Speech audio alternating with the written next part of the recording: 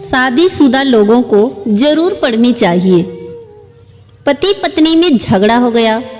झगड़ा इतना बढ़ गया कि पति नाराज होकर मायके चली गई।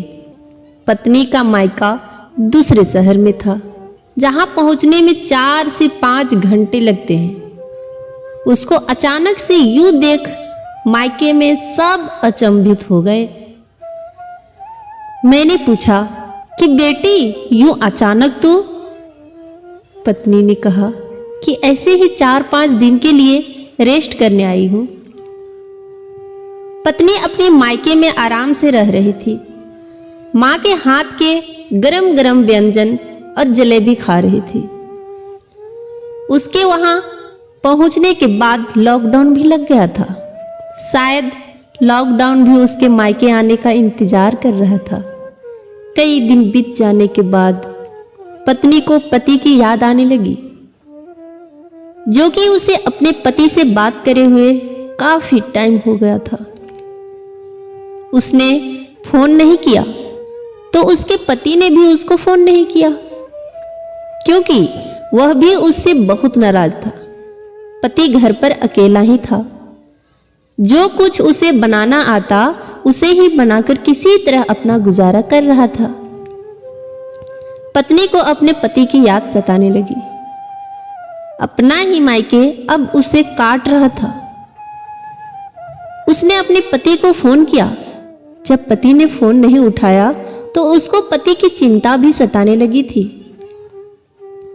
उसके दिमाग में कुछ कुछ ख्याल आने लगे और वह रोने लगी।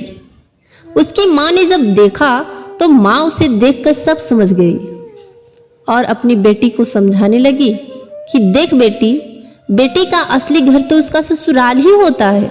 उसे आज खुद पर बहुत गुस्सा आ रहा था, क्योंकि उसने उस दिन बहुत बड़ा कदम उठाया था। कुछ देर बाद उसके पति का फोन आया और पत्नी जोर जोर से रोने लगी। पति ने कहा, अरे पगली, रोती क्यों हो? पत्नी बोली, मुझे माफ कर दो, मैंने अपने गुस्से में बस बस बस। पति ने कहा कि अब परेशान होने की जरूरत नहीं है, तुम मायके में आराम से रहो और मेरी चिंता मत करना, मैं ठीक हूं। पत्नी बोली, मुझे आपके पास आना है। इसी वक्त मुझे आपसे काफी माफी मांगनी है। मुझे एहसास हो गया है कि मैं गलत थी। अब कभी भी मैं ऐसी गलती नहीं करूंगी।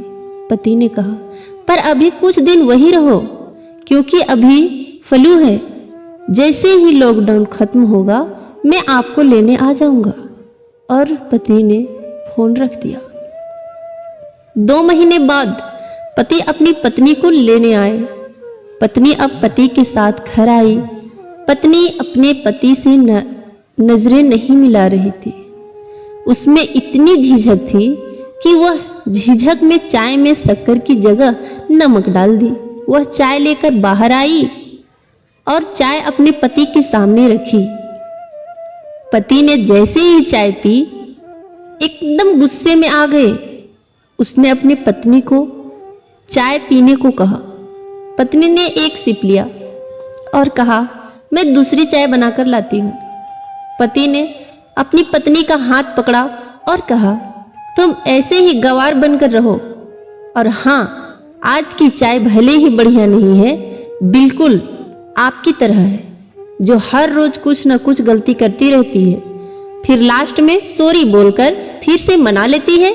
पर हां, एक बात निश्चित रूप से कहता हूं, तुम मेरी अर्धांगिनी हो। यह हंसता जीवन भी तुम ही से है। मेरी खुशियों की गुलजार, मेरी मुस्कान भी तुम ही से है। अब कभी न जाना मुझे तुम छोड़कर, जो तुमसे करूं मैं प्यार भी तुम्ही से है। कहानी अच्छी लगी तो लाइक और शेयर करें और इसी तरह का वीडियो के लिए चैनल को सब्सक्राइब भी जरूर करें। धन्यवाद।